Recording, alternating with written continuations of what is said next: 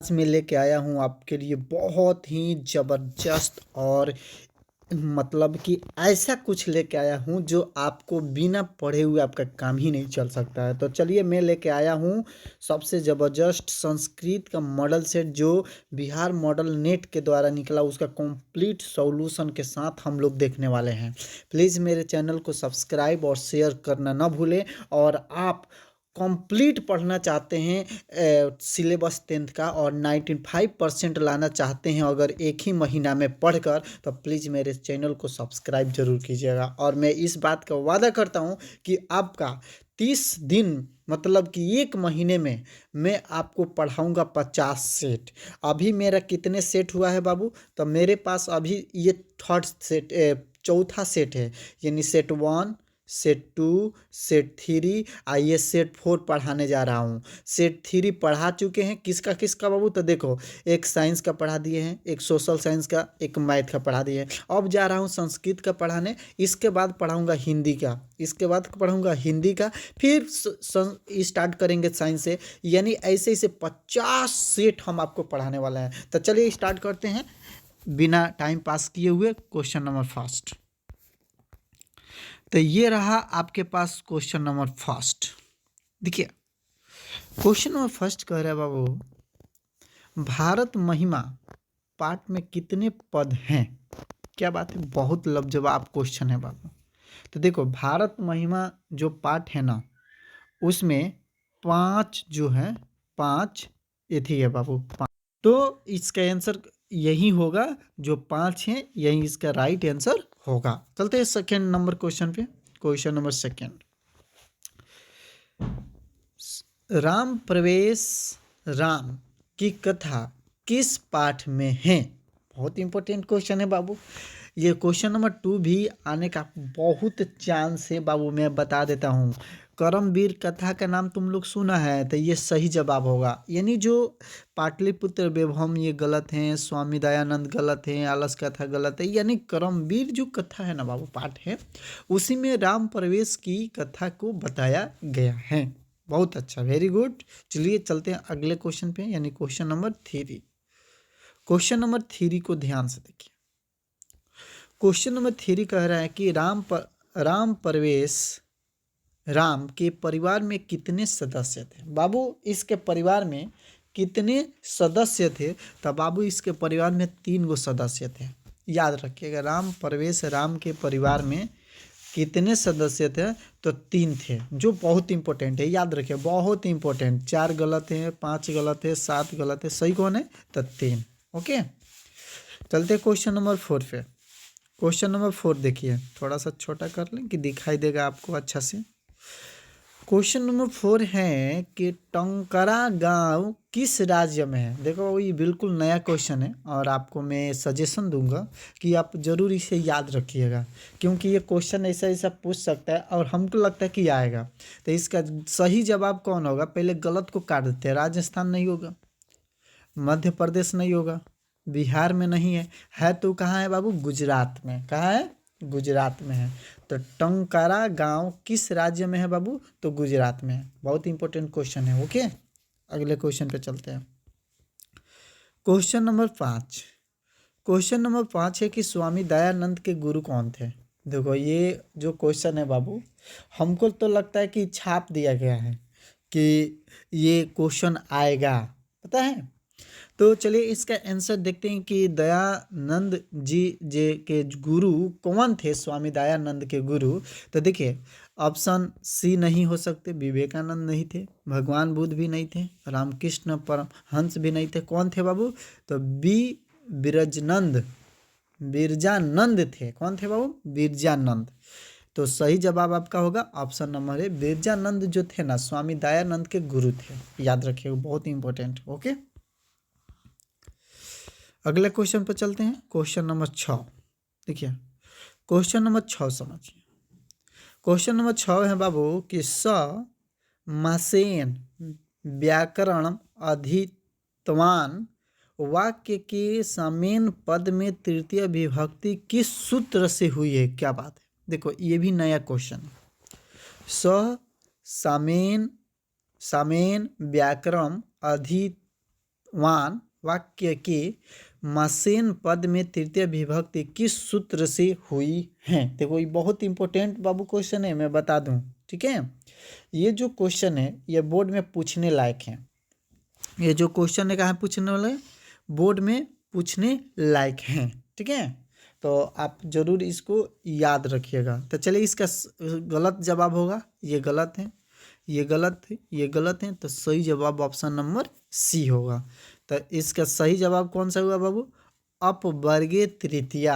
याद रखिएगा, बहुत इंपॉर्टेंट है, हो सकता है कि छाप दिया गया क्वेश्चन अइबे करेगा। ठीक है, तो अगले क्वेश्चन पे चलते हैं हम। क्वेश्चन नंबर कितना, क्वेश्चन नंबर 7।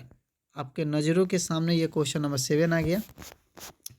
क्वेश्चन नंबर 7 है, ध्यान दीजिएगा, किस कारक में चतुर्थी विभक्ति होती है। तो बहुत अच्छा है, एकदम आसान क्वेश्चन। हमको लगता है कि जो बच्चा थोड़ा भी व्याकरण पढ़ा होगा ना तो वो बता देगा।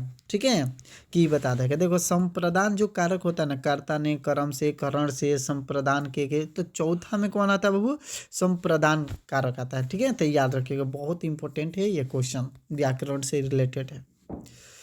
चलिए क्वेश्चन नंबर 8 देखिए, तिष्टु किस धातु का रूप है। देखो तिष्टु किस धातु का रूप है। तो देखो बाबू, जो तिष्टु है ना, किस धातु का रूप है, इसको आपको एकदम यादें रखना पड़ेगा। याद का मतलब बहुत से लड़के ये गलती भी कर देते हैं। ठीक है, बहुत से बच्चे क्या करते हैं, ये गलती कर देते हैं कि सर ये तिष्टु लिखा है ना, तो हमको लगता है तिष्ट होगा। तो देखो बाबू, तिष्ट भी नहीं होगा, तीस भी नहीं होगा, तीस भी नहीं होगा, अस्था होगा। क्या होगा बाबू, अस्था। तो ये ऑप्शन नंबर बी जो है वो सही जवाब है, अस्था। अब बताओ ना, इससे कुछ मिलता जुलता है नहीं है, तो कोई बच्चा मारेगा ना तो इसी को मारेगा, तो गलती हो जाएगा। तो ऑप्शन नंबर कौन सही है बाबू, तो ऑप्शन नंबर बी सही आंसर है। ओके, 9 नंबर क्वेश्चन पे चलते हैं। 9 नंबर है, ध्यान से देखिएगा, तरूणी में कौन सा स्त्री प्रत्यय है। तरूणी में कौन सा स्त्री प्रत्यय है। देखो बाबू, ये भी बहुत से बच्चे गलती करते हैं। ठीक है, बहुत से बच्चे, डीन गलत है, डिस गलत है, ती गलत है, सही है डिप। तरूणी में कौन सा स्त्री प्रत्यय है, तो डिप। ठीक है, याद रखिएगा, option number C correct answer है, माने राइट आंसर है और सही जवाब है। और बिल्कुल मैं चाहूँगा आपका संस्कृत में एक भी क्वेश्चन अगर नहीं छूटना देना चाहते हैं आप, अगर आप संस्कृत में एक भी क्वेश्चन नहीं छोड़ना चाहते हैं तो मेरे चैनल को जरूर सब्सक्राइब कीजिएगा। ठीक है, मैं गारंटी देता हूँ कि मैं वादा करता हूँ आपका 50 सेट से बाहर एक भी क्वेश्चन नहीं आएगा। तो चलिए अगले क्वेश्चन पर चलते हैं, 10 नंबर क्वेश्चन।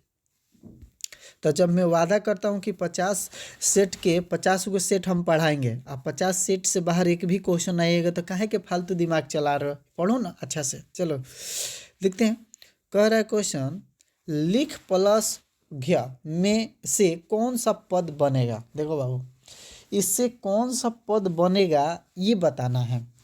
तो कोई बोल देगा सर लेखन गलत है, लेखक गलत है, लेखिका गलत है, कौन बनेगा, लेखा बनेगा। क्या बनेगा बाबू, लेखा। यानी सही जवाब कौन सा होगा, तो ऑप्शन नंबर बी सही जवाब है। ओके, सही जवाब सिर्फ देखना है कि कौन सा सही है, आपका ऑब्जेक्टिव का सब्जेक्टिव एक भी हम छोड़ने नहीं देंगे। चलिए अगले क्वेश्चन चलते हैं, क्वेश्चन नंबर 11।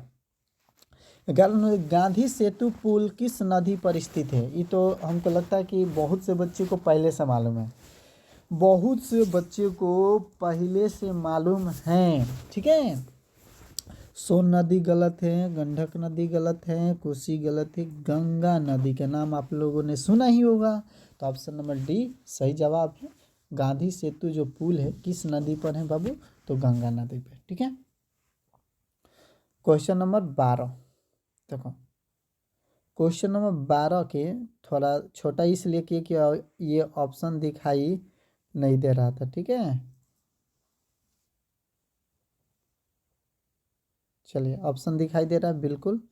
ऑप्शन क्वेश्चन यहाँ पे, ऑप्शन यहाँ 4 का, शिष्य का पहला क्षौर कर्म माने केशों को काटना किस संस्कार में होता है। क्या बात है, ये बिल्कुल बाबू नया क्वेश्चन है, ठीक है। जो नया क्वेश्चन है ना उसको बिल्कुल याद करना का, ठीक है, बिल्कुल मतलब 100% याद रखना।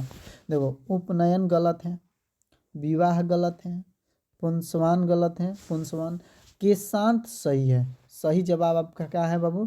तो ऑप्शन नंबर सी आपका सही जवाब है, केशांत। ओके, शिष्य का जो पहला केशों को काटना किस संस्कार में आता था? केशांत।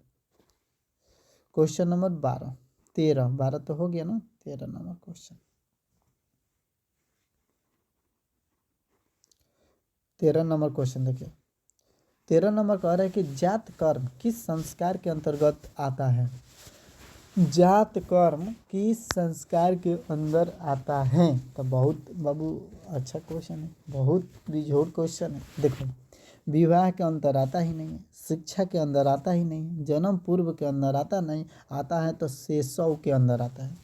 तो जो जात कर्म किस संस्कार के अंदर आता है? तो शेषव। हमको लगता है कि एक बार आप लोग सुनिएगा, देखिएगा तो हमेशा दिमाग में फिट हो जाएगा कि जात, अपनी आंखों को एक बार बंद कीजिए, अब मैं जो क्वेश्चन बोल रहा हूँ सुनिए, आंसर देखिए। जात कर्म किस संस्कार के अंतर्गत आता है बाबू? तो शेषव। आंसर बस शेषव, जात कर्म और शेषव, ये याद रखिएगा ना तो आप आंसर का जवाब बता दीजिएगा। अब देखिए क्वेश्चन नंबर 14, सुलभ कौन है? 14 नंबर क्वेश्चन कह रहा है कि सुलभ कौन है? कहाँ घूम जा रहा है बाबू, इस तरह रहो ना। 14 नंबर क्वेश्चन कह रहा है कि सुलभ कौन है? सुलभ कौन है? तो बाबू 14 का जो जवाब है, ठीक है, ये सही जो जवाब है वो मतलब कि आप अगर दिमाग में लाएं तो हम बता देते हैं कि सतत प्रियवादी जो है वो सही जवाब है। ये गलत है, ये गलत है, ये गलत है। सही कौन है बाबू? तो ऑप्शन नंबर बी, सतत प्रियवादी, ठीक है, option number B right answer है। 15 नंबर देखिए, 15 नंबर क्वेश्चन है बाबू कि नीति श्लोका पाठ में कितने श्लोक हैं? तो आप याद किए हैं कितना है? आप लोग याद किए हैं कितना है?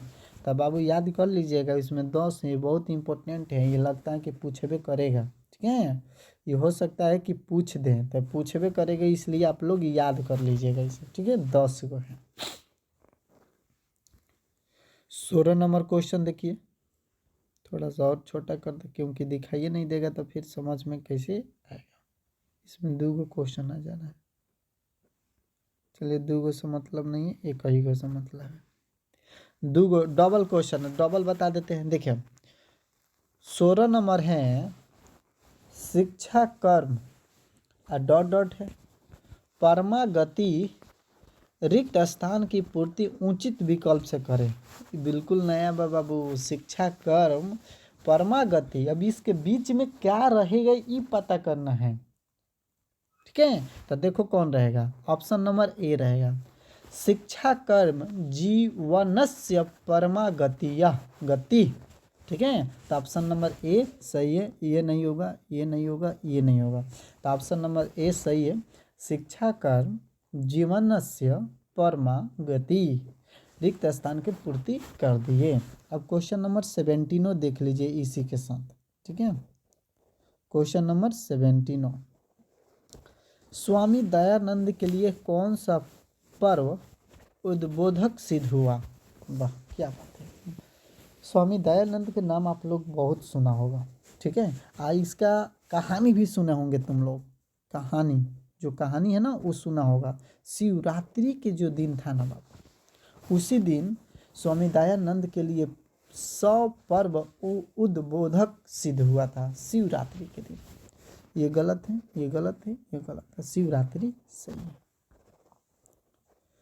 क्वेश्चन नंबर कितना बाबू? तो क्वेश्चन नंबर 18 नंबर क्वेश्चन देखिए, रमणीयानी तीर्थानी संजयंती रिक्त स्थानों की पूर्ति करें। यार दिमाग कहीं खराब कर रहे हो,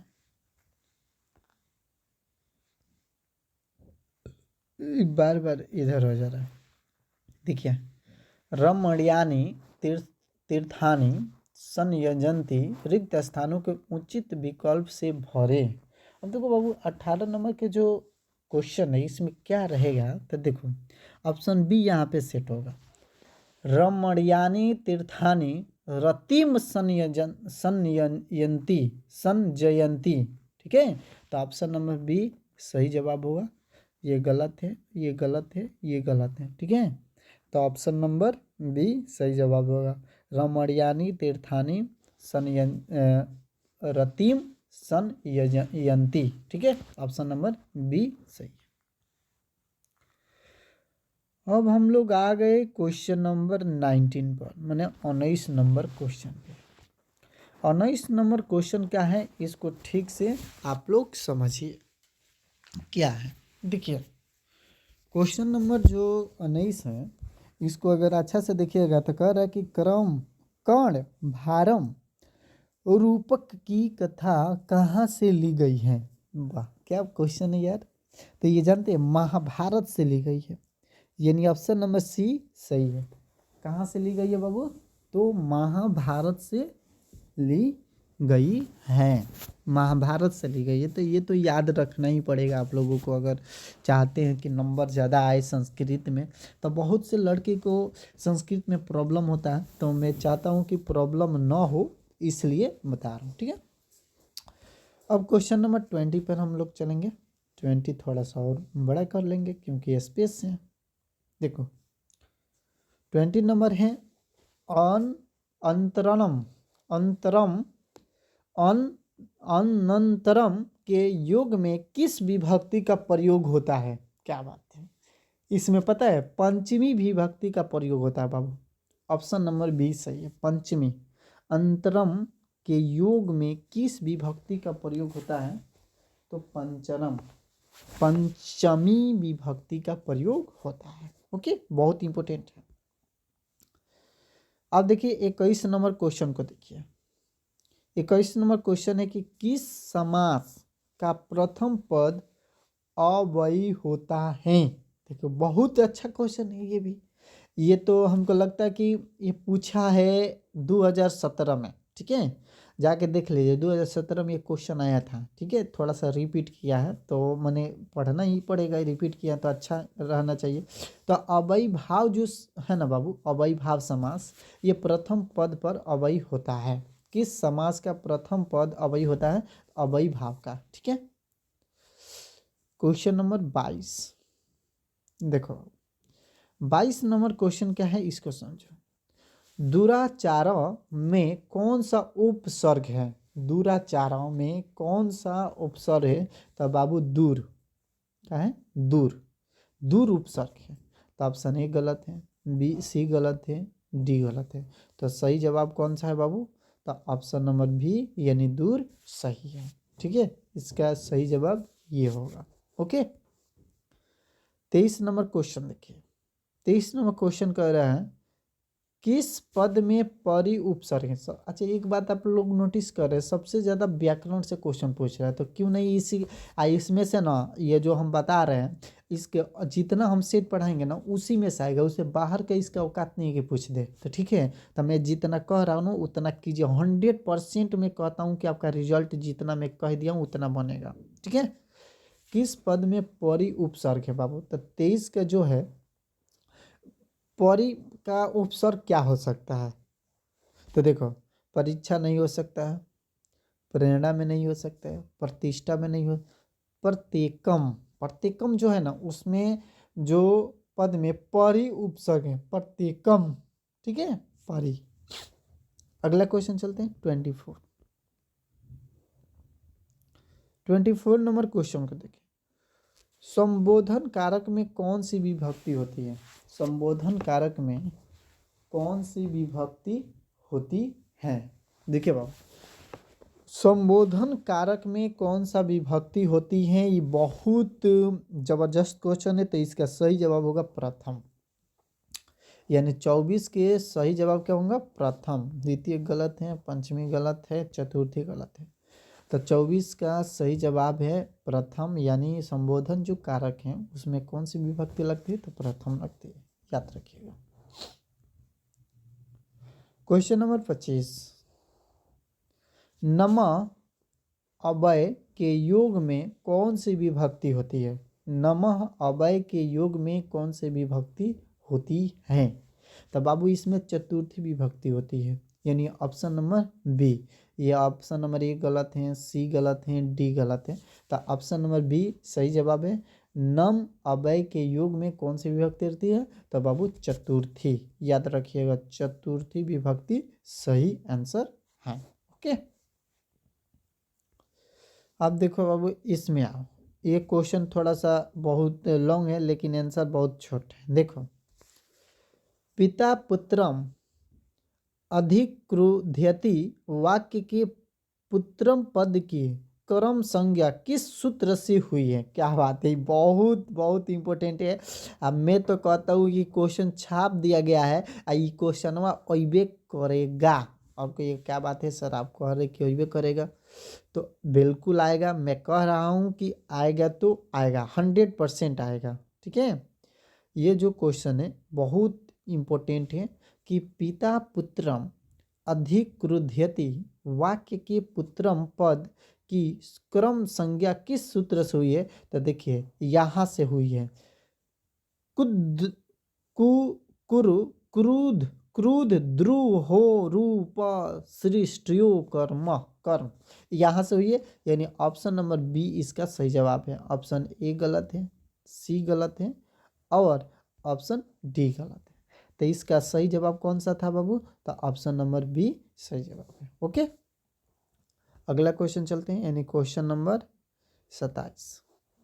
अब 27 नंबर क्वेश्चन को देखिए, तस्मीन किस सर्वनाम का रूप है? क्या बात है, तस्मीन किस सर्वनाम का रूप है बाबू? तो 27 का जो है ना तृप्त, मतलब कि तस्मीन जो है किस सर्वनाम, सर्वनाम जानते हो, जो एक होता है सर्वनाम। सर्वनाम मतलब कि आप लोग तो नाउन प्रोनाउन पढ़े ही होंगे, अगर पहले से अगर पढ़े होंगे तो ये देखिए, एतत् गलत है, तत् होगा, ठीक है, अदत् गलत है, यत गलत है, तत् यहाँ पे त्रित होगा। ये थोड़ा सा त्रित होना चाहिए, या तते मारिएगा तो सही रहेगा, लेकिन त्रित होना चाहिए। ठीक है, यानी तत्, ठीक है, सही जवाब यही होगा, तत्। ओके, अगला क्वेश्चन पे चलते हैं, 28 नंबर। भवन्तः पद का मूल रूप है, भवन्तः पद का मूल रूप है। तो बाबू इसका मूल रूप क्या हो सकता है? देखो, इसका मूल रूप जो है ना, इसका मूल रूप क्या हो सकता है? ये भवत हो सकता है, भवत, यानी सही जवाब यही है। भवन्तः पद का मूल रूप भवत होता है। भवन गलत है, भवान गलत है, भव गलत है। भवत जो होता है वो मूल रूप है भवंत का। ओके, 29 नंबर देखते हैं, नश्यन्ति किस धातु का रूप है? 29 नंबर कर रहे हैं कि नश्यन्ति किस धातु का रूप है? क्या बात है, नस गलत है, नी गलत है, नम गलत है, नास। देखिए, नास का नाम सुने आप लोग? नास का मतलब होता है विनाश। नश्यन्ति किस धातु के रूप में बाबू? तो नाश का। ठीक है, याद रखिएगा, बहुत इंपॉर्टेंट है ये। क्वेश्चन नंबर 30 पे हम लोग पहुंच गए हैं। 30 नंबर क्वेश्चन पे, 30 नंबर क्वेश्चन है बाबू कि पठ किस लकार का रूप है? पठती, पठता, पठंती आप लोग याद भी किए होंगे। ठीक है, तो अगर जो याद किया है तो बहुत अच्छा है। तो इसका लट लकार जो होता है ना, उसी का है लट लकार। ठीक है, लोट नहीं है, लंग नहीं है, लिट नहीं है, लट लकार है। पठ किस लकार का रूप है बाबू? तो लट। ठीक है, लट लकार का पठ है। चलिए, बहुत ही अच्छा, याद रखिएगा, सेंटेंस बनाने में इसका यूज किया जाता है। तो आपको याद होगा तो सेंटेंस बनेगा, नहीं तो नहीं बनेगा। देखिए, अगला क्वेश्चन है बाबू, अगला जो क्वेश्चन है वो क्वेश्चन है कि पा धातु के, देखिए, पा धातु के लिट लकार का रूप निम्न में कौन सा है? कह रहे कि पा धातु के लिट लकार का रूप निम्न में से कौन सा है? कौन सा हो सकता है बाबू? तो देखो, पश्यति जो होता है ना, पश्यति, ये पा धातु के लिट लकार का रूप है। ठीक है, पीबती कोई नहीं होता है, और पीबत कोई नहीं होता, पीबतु नहीं होता है, पश्यति। मैंने पा धातु के लीट लकार का रूप जो होता है वो पश्यति होता है। ठीक है, तो इसे याद रखिएगा, बहुत इंपॉर्टेंट है। ओके, अब चलेंगे हम आगे 32 नंबर क्वेश्चन पे, जो हम लोग अब अर्धशतक लगाने वाले हैं कुछ ही देरों में। अब मैं तो उम्मीद करता हूं कि 100 क्वेश्चन मैं बताऊंगा एक ही वीडियो में, तो आप लोग बने रहे। और मैं उम्मीद दिलाता हूं कि आपका एक भी क्वेश्चन अगर बाहर से आ गया तो जो कहिएगा सो कहिएगा, हम मानेंगे। ठीक है, लेकिन 50 सेट अगर हम पढ़ा देंगे तो मुझे उम्मीद है कि इसी में से आएगा 50 सेट। 50 गो सेट में बाबू अभी ये चौथा सेट है मेरा, चौथा सेट। अब सब पर 1 2 आज लिख देंगे हम, 1 2 3 4 5 सब पर लिख देंगे। और ये 50 सेट में एगो सब्जेक्ट का 10 गो सेट रहेगा। एगो सब्जेक्ट का कितना, 10 गो सेट रहेगा। और ये 50 गो सेट पढ़ने के बाद आपका एग्जाम में इससे बाहर अगर पूछ दिया तो मैं अपना नाम बदल दूंगा। ठीक है, तो चलिए मैं इतना का 100% गारंटी देता हूँ कि इसी में से आएगा 100%। लो, अब इतना कोई गारंटी भी नहीं देता है। अब कहोगे सर 110% कोई देता है, तो 110% गारंटी ये नहीं होता है। चलो, ये है क विभि में कौन सी विभक्ति है। देखो क्या बात है, क विभि में कौन सी विभक्ति है। तो बाबू इसमें तृतीय विभक्ति है, तृतीय विभक्ति है। चतुर्थी नहीं है, तृतीय नहीं है, सप्तमी नहीं है, तृतीय विभक्ति। तो याद रखिएगा मेरे दोस्त, मेरे प्यारे स्टूडेंट। अरे यार कहाँ भाग जाते हो तुम, कभी कभी भाग जाता है। कौन नंबर क्वेश्चन पे थे हम लोग, 32 नंबर पे ना।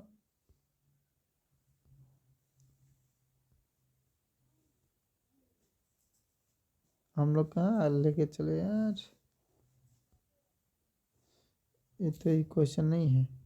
संस्कृत, साइंस, संस्कृत,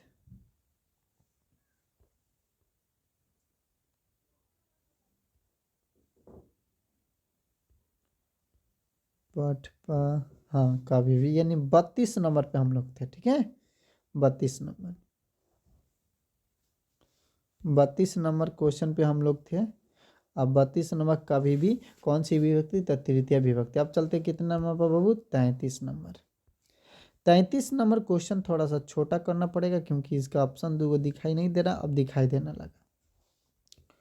क्वेश्चन समझ, प्रक्ष धातु का लोट लकार प्रथम पुरुष एक वचन का रूप है। क्या बात है यार, एक दो चार को घुसा दिया है। ठीक है, प्रक्ष धातु का लोट लकार प्रथम पुरुष एक वचन में क्या रूप है।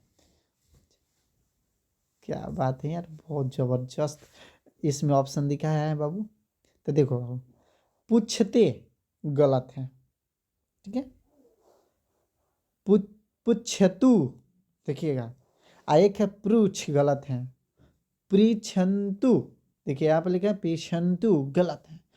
सही दबाव होगा पृछुत। ठीक है, पृछ, पृछ धातु का लोट लगा प्रथम पुरुष एक वचन का रूप है पृछतु, पृछु, पृछतु। ओके, ऑप्शन नंबर सी सही जवाब है। अब आपके पास आ गया 34 नंबर क्वेश्चन। 34 नंबर की, असमान किस पद का रूप है। असमान किस पद का रूप है बाबू, असमान। तो देखो, जो आसमान है ना, आसमान जो है ये किस धातु का, मतलब किस पद का रूप है। तो ईदम का बाबू तो रूप है ही नहीं, ईदम का रूप नहीं है। ठीक है, अब देखो, अदस का रूपे नहीं है, युष्मत का रूपे नहीं है, तो ये अस्मद का रूप है, यानी ऑप्शन नंबर सी सही जवाब है। असमान किस धातु शब्द का रूप है बाबू, तो अस्मद। ठीक है, तो आपका सही जवाब होगा अस्मद, यानी ऑप्शन नंबर सी सही जवाब है। 35 नंबर देखिए, सिख संप्रदाय के गुरु कौन थे। क्या बात है, सिख संप्रदाय के गुरु कौन थे। बहुत अच्छा है क्वेश्चन। ठीक है, बहुत अच्छा है ना, बहुत अच्छा है। स्वामी दयानंद नहीं थे, स्वामी विवेकानंद भी नहीं थे, रामकृष्ण भी नहीं थे, कौन थे बाबू? गोविंद सिंह, गुरु गोविंद सिंह थे। जो सिख परिवार के गुरु थे गुरु गोविंद सिंह थे। आप याद रखिएगा, ये ऑप्शन कभी ज़िंदगी में मत भूलिएगा। मैं कहता हूँ कि ठोक के 100% ये क्वेश्चन आएगा, यानी ऑप्शन नंबर बी सही है 35 का। अब यही जी देख लिया हेहू क्वेश्चन के बाबू ना, यानी पटना किस शब्द से बना है? पटना किस शब्द से बना है? बहुत अच्छा क्वेश्चन है। तो बाबू ये पटना जो है ना, पत्तन शब्द से बना है। किस शब्द से बना बाबू? पत्तन। ठीक है, याद रखिएगा, बहुत आसान क्वेश्चन है, लेकिन याद रखिए पत्तन। पट्टन शब्द बहुत से लड़का मारे के पट्टन, पाटली, पट्टन देवी, नहीं, पत्तन शब्द से बना है। ओके, अगला क्वेश्चन देखो, इसमें भी 2 क्वेश्चन बता देते हैं। पृथक के भाव में किस कारक का प्रयोग होता है? पृथक के भाव में किस कारक के प्रयोग होता है? तो बाबू अपादान, यानी ऑप्शन नंबर ए सही जवाब है। ठीक है, अपादान ऑप्शन नंबर ए सही जवाब है। 37 के ऑप्शन नंबर ए अपादान, ये गलत है, ये गलत है, ये गलत है। ठीक है, अब 37 नंबर जो क्वेश्चन है इसको समझिए। 37 नंबर है कि अणो अड़ियान महतो महियान किस ये हमको लगता है कि सबको मालूम होगा। अगर जो भी संस्कृत का पहला पाठ पढ़ा होगा बाबू, पहला पाठ संस्कृत का, तो उसको मैं गारंटी देता हूँ कि उसको मालूम होगा। होगा ना मालूम? बहुत। तो इसका ऑप्शन नंबर ए गलत है, बी गलत है, डी गलत है, यानी ऑप्शन नंबर ए सही है। ठीक है, कठोपनिषद से अणु अड़ियान महतो महियान लिया गया है। ओके, इसी से संकलित है। अब क्वेश्चन नंबर 39 जो है, आपा वृणु पद का अर्थ है। ये देखो, हमको भी लगता है ये फर्स्ट से है। आपा वृणु ना नृत्यम, ये याद अगर हो आपको तो बता दीजिएगा, पहले ही चैप्टर से है ये। ठीक है, इसका मतलब होता है कि हटा दें। ठीक है, आप लोग उसी में एक श्लोक है, सत्यमेव जयते ना निरितम सत्येन पंथा वित्तो देवान, उसी में कहा है ये भी श्लोक। ठीक है, तो ये है हिरण्मयन पात्रेण, उसमें कहा है ये। ओके, हटा दे, आपा वृणु सत्य धर्माय निष्ठ। अब चलिए 40 नंबर क्वेश्चन देखते हैं। 40 नंबर बाबू क्वेश्चन जो है इसको देखिए। वहंतः पद का अर्थ है बाबू, वहंतः पद जो होता है इसका क्या अर्थ हो सकता है? क्या? तो बाबू इसका अर्थ होता है धारण करते हुए। इसका अर्थ क्या होता है? धारण करते हुए। ओके, याद रखिएगा, ऑप्शन नंबर सी सही है। 41 में हम 2 क्वेश्चन के थोड़ा सा इसको बड़ा कर लेंगे, क्योंकि छोटा ज़्यादा रहेगा तो आप लोगों को प्रॉब्लम होगा। ठीक है, तो बड़ा रखेंगे तो सही रहेगा, क्योंकि ज़्यादा छोटा किसी को अच्छा नहीं लगता है, प्रॉब्लम होता है। आप लोगों को भी देखने में प्रॉब्लम नहीं होना चाहिए, मैं यही चाहता हूँ कि किसी को तकलीफ नहीं होना चाहिए। देखिए, क्वेश्चन है कि सर्वत्र अव्यय में कौन सा प्रत्यय है? सर्वत्र अव्यय में कौन सा प्रत्यय है?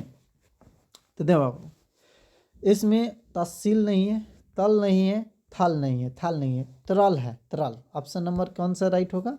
तो ऑप्शन नंबर बाबू, ऑप्शन नंबर डी सही होगा। सर्वत्र में त्रल क्या है? प्रत्यय है। ओके, अगला क्वेश्चन है 42 नंबर क्वेश्चन है, किस पद में तल प्रत्यय है? किस पद में तल प्रत्यय है? तो देखो बाबू, किस पद में तल प्रत्यय है, तो इसे याद रखिएगा। जो 42 नंबर है ना, ये निपुणता एक शब्द लिखा गया है। देखो, ऑप्शन नंबर बी निपुणता एक शब्द लिखा हुआ है, जो ऑप्शन नंबर बी इसका सही जवाब